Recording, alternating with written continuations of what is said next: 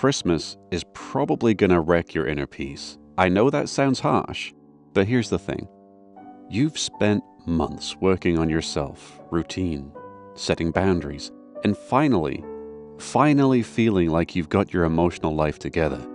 December comes, you're back home, your aunt asks, "Why are you single?" Your dad's had a few drinks and you're thinking, wait, didn't I heal this? So here's what we're actually doing today. We're not going to pretend Christmas is all cozy sweaters and hot cocoa.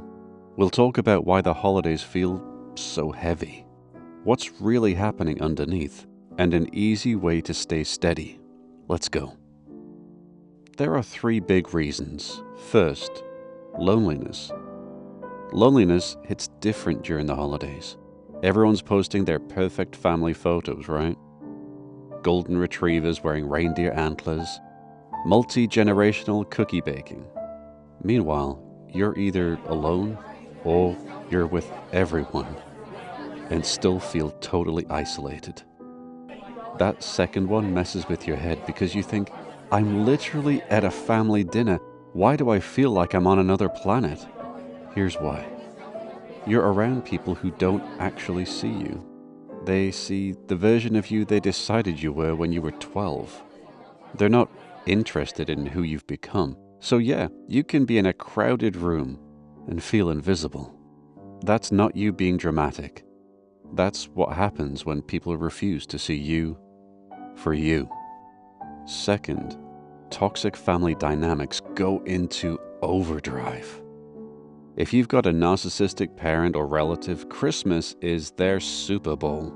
They thrive on this stuff. The drama, the control, the guilt trips about not visiting enough. And here's the kicker.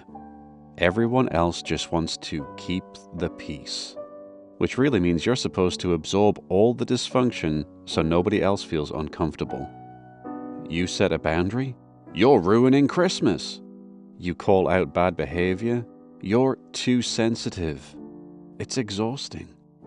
You're not imagining it. Toxic people use the holidays as cover because they know everyone's desperate to maintain the illusion of a happy family.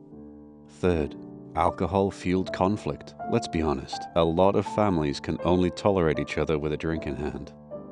And that's fine until someone's 4th glass of wine and suddenly all the things nobody's been saying all year come spilling out. Old resentments, passive-aggressive jabs. That one thing that happened in 2003 that apparently nobody's over, and you're sitting there thinking, I just wanted some mashed potatoes. Now, here's what's really happening underneath all of this. You've been sold this idea that Christmas should feel like a Hallmark movie. Warm, connected, magical.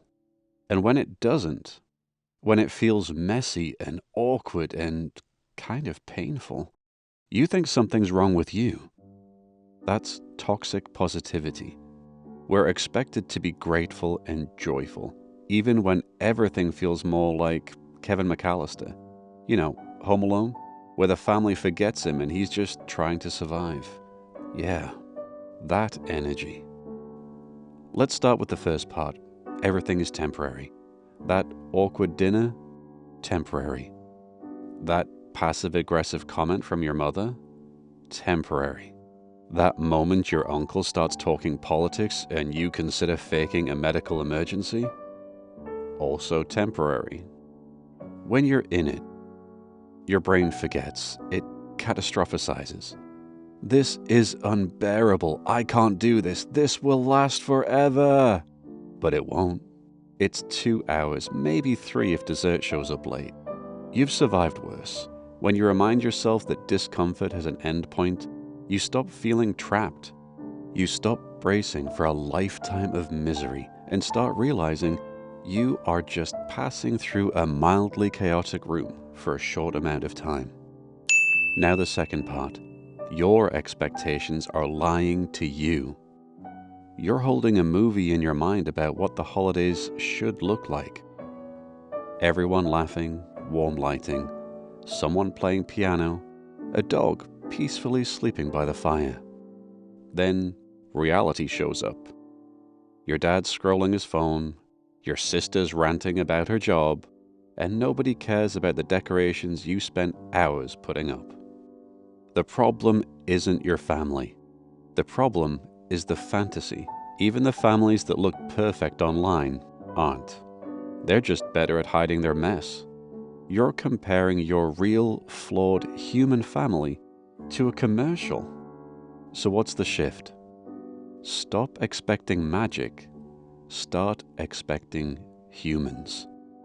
Flawed, tired, emotionally limited humans who are trying their best and sometimes failing. Once you drop the expectation that this is supposed to feel a certain way, you stop being disappointed. You're not aiming for a perfect Christmas anymore. You're aiming for survivable Christmas. And weirdly, that's much more peaceful. Now, let's talk about the trap spiritual people fall into: toxic positivity. You think you should be grateful, present, or finding some deep lesson in the chaos. But forcing gratitude when you're being disrespected isn't spiritual. It's self-gaslighting. You're allowed to say, "This sucks." That's honestly not ingratitude. Real spirituality isn't pretending everything is fine. It is seeing things clearly and choosing your response with awareness. And here's a tiny tool that actually helps. When you feel your body tense and your mind sprinting ahead, pause for 3 seconds. Notice what's happening. Don't try to fix it or be zen. Just name it. I'm tense.